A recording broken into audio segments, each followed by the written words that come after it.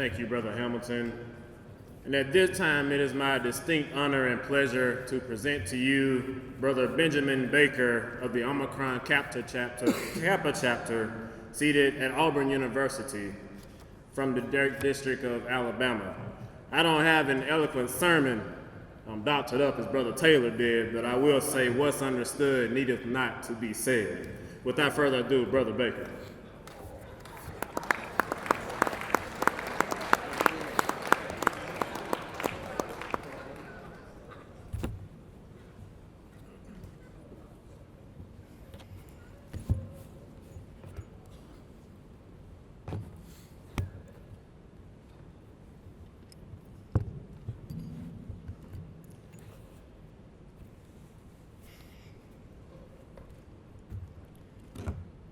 There I was, standing in front of the TV, exploding with emotions. The headline read, "Unarmed black male shot by white cop in Cincinnati." I was frustrated with America because I believed that she had defaulted on the guarantees that she promised me, and she promised me a fair chance at life.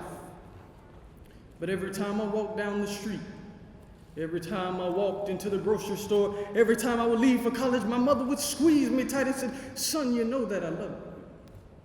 Because she didn't know if that would be the last time she would see her son alive or in a body bag requiring her identification. But before my very eyes stood the corporate, a corporate that had already given me 2 strikes in life, and sadly, that corporate was the media.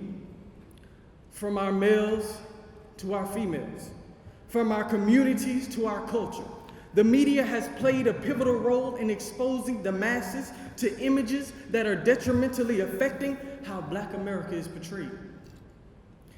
The media's portrayal of a black man is atrocious.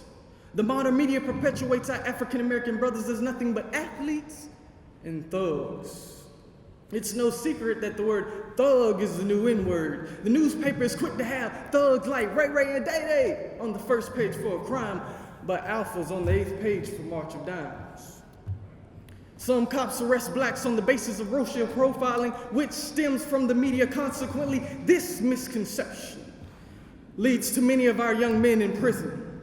According to the NAACP, blacks constitute nearly 1 million of the total 2.3 million incarcerated populations.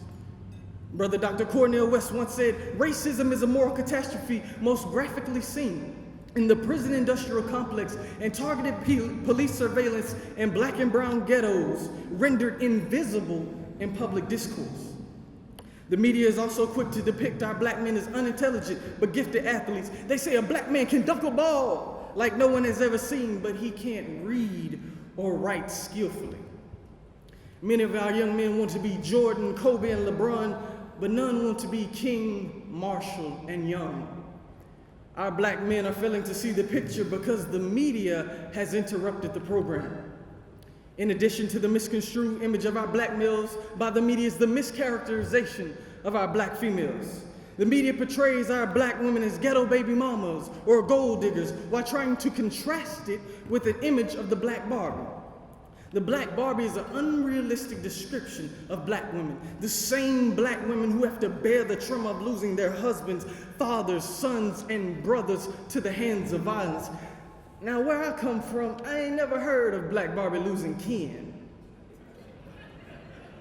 Because 29% of black women are the head of their household, according to blackdemographics.com. Brother W.E.B. Du Bois was quoted as saying, "But what of black women? I most sincerely doubt if any other race of women could have brought its finest up through so devilish a fire." Our women are tormented on a daily basis for their body shapes and kinky hair. Commercials and magazines portray our black sisters as having long black hair and fine light skin. Yet we all know that in reality, our black women come in all shapes, sizes, and skin tone, and it's a fact that God doesn't make any mistakes. The biggest effect that the media has made with Black America is its faulty portrayal of the black culture. In the 60s, the media did a wonderful job of helping the civil rights movement. If it were not for the television media, we probably wouldn't have some of the rights and privileges that we share today. But somewhere the media took a turn for the worse. The media is supposed to be that outlet that helps suppress racism, not allow for it to continue. I'm from a small town in Alabama called Silicaga. Many didn't give me a chance in life. My father is a janitor and my mother is a teacher. And when I was 16, my father took me to work with him. He took me to a dirty toilet and made me clean it. He looked at me and said, "Son, one thing I want you to know is that you can be anything that you want to be in life." So I set out to make him and my mother proud. One day I talked to an employer on the phone, and I used proper English, and I have a common English name, Benjamin Baker. And I come in, and from the bottom up, I'm who he wants. From the soles of my shoes to the structure of my suit. I'm the candidate of choice. Then he notices the color of my skin, and his whole demeanor changes. I'm no longer the right nor white candidate. That evening I came home to my father, and I looked at him and I said, "Dad, I didn't get the job." He said, "Son, this is only just a test." So the question that needs to be answered today is, will we descend into the depths of despair or transcend this test of our time? Because Alpha taught me that the test of a man is the fight that he makes. And since 1906, the men of Alpha Phi Alpha Fraternity Incorporated have been fighting for Black America. Alpha has been at the forefront of powerful movements centered on equality and justice. Brother Reverend Dr. Martin Luther King Jr. was quoted as saying, "In the end, we will remember not the words of our enemies, but the silence of our friends." With that being said, I am making a call to action to my brothers of Black and Old Gold. We cannot be silent about the issues that matter.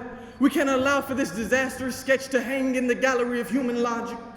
We cannot hide behind the legacy of those before us. Instead, we must use social media and tweet that the revolution shall be televised. The theme of this convention is focused on the future. Well, let us focus on the future by giving reverence to the past. Let this General Convention not be a footnote in the annals of history, but let it be a header for change, a comma for justice, and a period on injustice. Let millions know that Alpha Phi Alpha took a stand against the injustices of the media, a stand against those not upholding their oath of protection, a stand against those who seek to deny our God-given rights to life, liberty, and the pursuit of happiness. My brothers, will you stand with us?